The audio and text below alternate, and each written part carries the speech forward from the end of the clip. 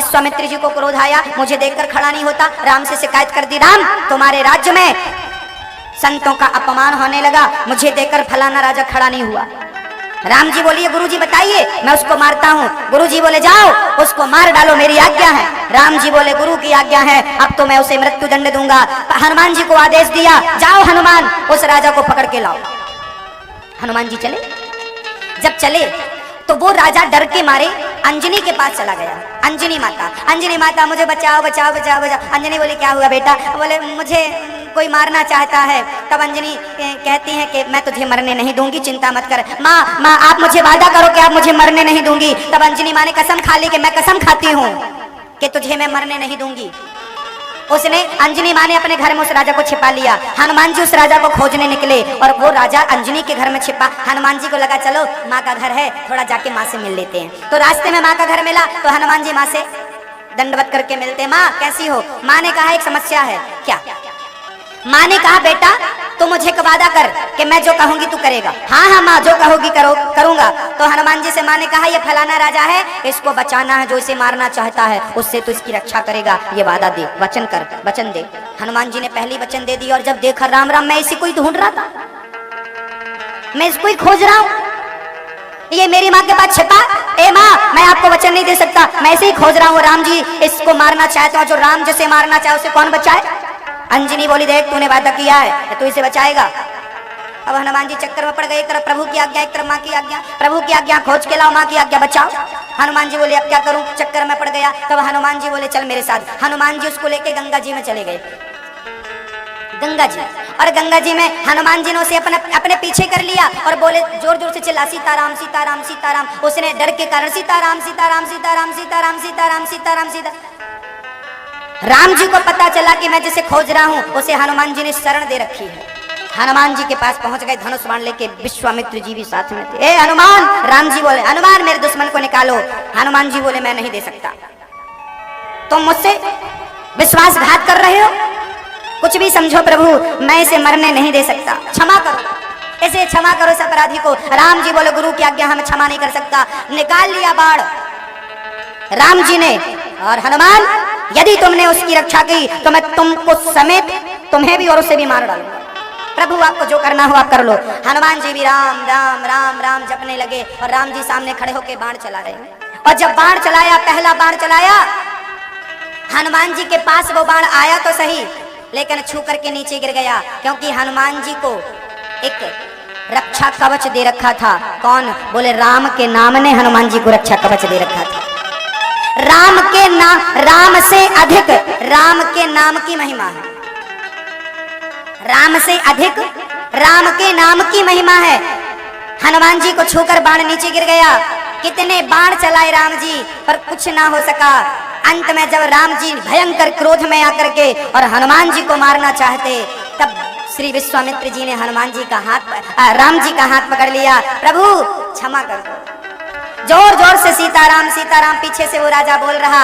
और वो राजा जब वो बोल रहा था, हनुमान जी बोले अब एक काम कर, जल्दी से राम के चरणों में जाकर गिर। दौड़ते हुए हनुमान जी और वो राजा दोनों राम के चरणों में जाकर गिर पड़े। राम जी ने बाण निकाला, अब मार दूंगा। तब विश्वामित्र जी ने हाथ पकड़ लिया। प्रभु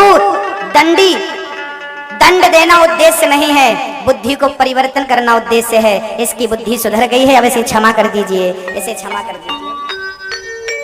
राम जी ने उसे क्षमा किया, चरणों में गिर पड़े। इसका अर्थ है कि बचाने वाला भगवान है तो कोई मार नहीं सकता, और मारने वाला भगवान है तो उसे केवल भगवान का भक्त ही बचा सकता है और कोई नहीं बचा सकता। इसलिए भगवान की भक्ति करिए, भगवान भी मार नहीं सकता। ये भगवत भक्ति का प्रभाव है। प्रहलाद के पिता ने कहा चल बोल कहाँ तेरा भगवान, बहुत नारायण नारायण नारायण चिल्लाता, बोल कहाँ तेरा भगवान। पिताजी कहाँ नहीं है? बोल इस खंबे में है। हाँ, मुझे क्यों नहीं दिखता? हिरण्यकश्यपु का एक ही कहना था, यदि इस खंबे में भगवान है तो मुझे नजर क्यों नहीं आता? प्रहलाद जी ने बहुत प्यारा जवाब दिया, पिताजी अच्छा मैया जी एक बात बताइए, कमर में दर्द होता है, सर में दर्द होता है तो क्या दिखाई पड़ता है?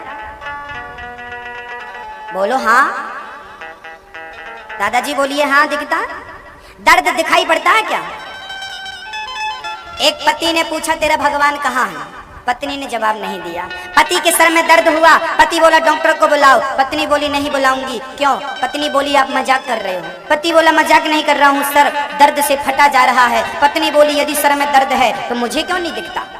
मुझे नहीं दिखता, इसका अर्थ आपके सर में दर्द नहीं है। पति बोला दर्द है पर दर्द दिखाई नहीं पड़ता। पत्नी ने भी कह दिया भगवान होता है पर दिखाई नहीं पड़ता। दर्द है दिखता नहीं, उसका अनुभव किया जा सकता है। ऐसे ईश्वर है दिखता नहीं है लेकिन उसका अनुभव किया जा सकता है। जिसको दर्द है वो वही अनुभव कर सकता है, जो भक्ति करेगा वही अनुभव कर सकता है, दूसरे के बस की बात नहीं। तुरंत हिरण्यकश्यप ने कहा खंबे में भगवान नजर नहीं आता। खंबा पर एक प्रहार किया हिरण्यकश्यप ने, खंबा टूट गया। गर्जना करते हुए नरसिंह भगवान प्रकट हो गए। बोलिए नरसिंह भगवान की। नरसिंह भगवान प्रकट होते हैं और हिरण्यकश्यप को अपने गोद में लेकर के अपने बड़े बड़े नाखूनों से मारना चाहते हैं। हिरण्यकश्यप बोला कौन हो? मैं तेरी मृत्यु। हिरण्यकश्यप बोला मैं मरने वाला नहीं, ना मैं दिन को मरूंगा ना रात के मरूंगा। भगवान बोले ना दिन है ना रात है, संध्या का समय है, तो मरेगा। बोले अभी भी नहीं मरूंगा, ब्रह्मा के बनाए किसी भी व्यक्ति से नहीं मरूंगा। भगवान बोले ब्रह्मा हमें नहीं बनाता, हम ब्रह्मा को बनाते हैं, अब तो मरेगा। बोले ना मनुष्य से मरूं ना दैत्य से मरूं ना राक्षस से मरूं। तब भगवान बोले ना मैं मनुष्य हूं ना दैत्य हूं ना राक्षस हूं, मेरा सर शेर का है और शरीर मनुष्य का है, मैं नरसिंह हूँ, अब तो मरेगा। बोले ना मैं अस्त्र से मरूं ना शस्त्र से मरूं। नरसिंह भगवान ने अपने नाखून दिखाए और बोले मैंने ये फैशन में नहीं बढ़ाए, तुझे मारने के लिए मैंने बढ़ाए, अब तो मरेगा। बोले अभी भी नहीं मरूंगा। बोले 12 महीने में किसी भी महीने में नहीं मरूं। भगवान ने बोला पंचांग देखा कर, कैलेंडर देखा कर, ये 13वां महीना चल रहा, पुरुषोत्तम महीना, अब तो मरेगा, तेरे लिए बनाया ये महीना, अब तो मरेगा। हर प्रश्न का जवाब देते गए भगवान और हिरण्यकश्यप की छाती को अपने नाखूनों से विदीर्ण कर दिया। हिरण्यकश्यप का गोविंदाय नमो नमः कर दिया। प्राण निकल गए, आंतों को निकाल कर भगवान ने माला बना करके हिरण्यकश्यप को अपनी गोद से नीचे गिराया और प्रहलाद को अपनी गोद में बिठा करके अपनी जिह्वा से प्रहलाद को चाटने लगे। ऐसा ब्रह्म कहाँ देखने को मिलेगा भक्तों, जो अपने भक्त को अपनी जिह्वा से चाट रहा है।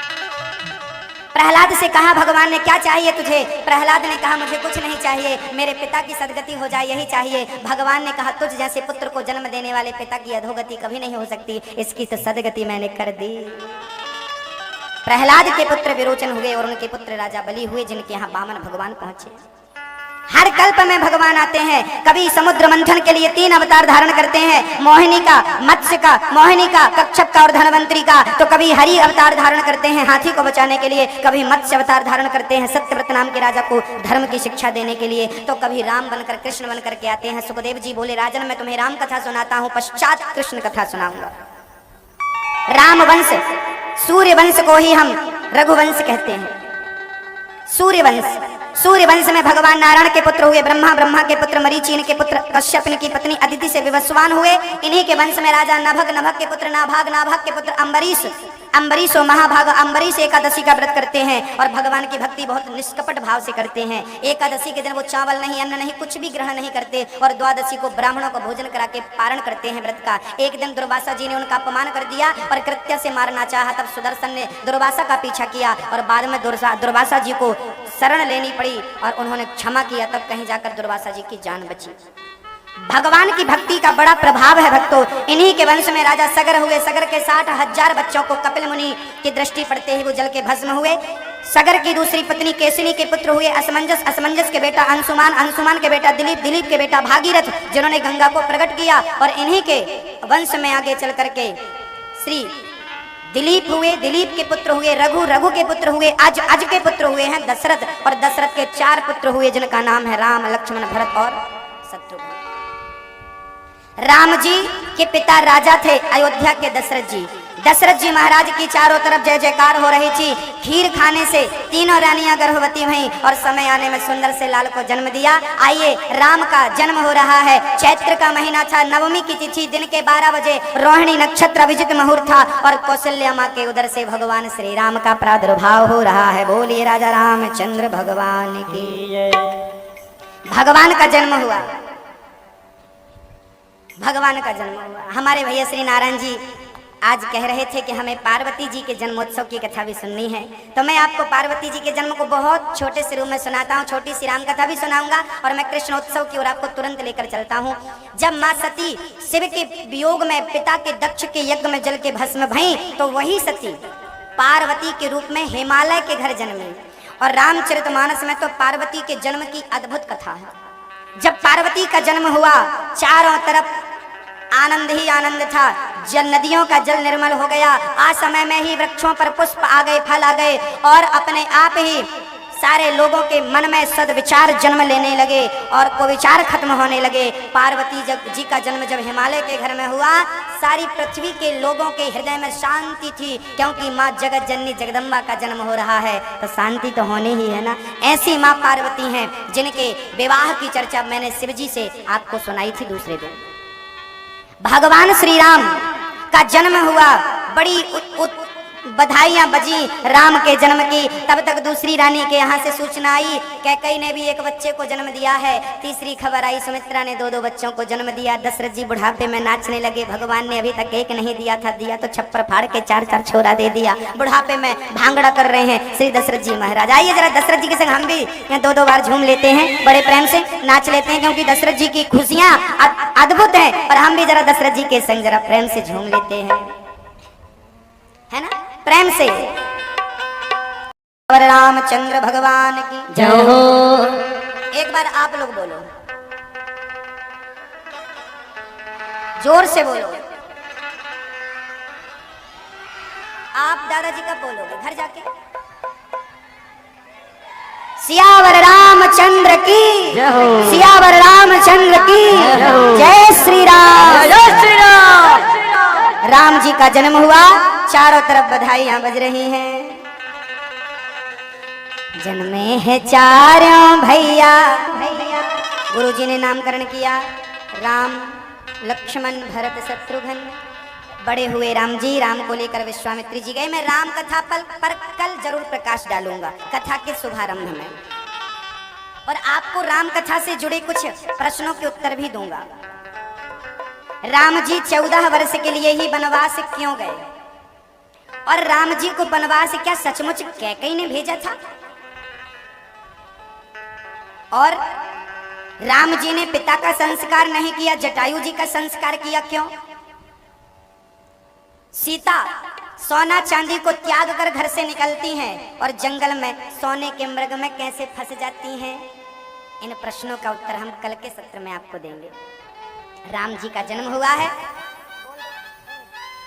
राम जी का जन्म हुआ है। दशरथ जी राम का पूजन कर रहे हैं, बड़े बड़े देवी देवता राम जी का पूजन कर रहे हैं। आइए हम पूजन कर लें राम जी का और कृष्ण कथा की ओर प्रवेश करते हैं।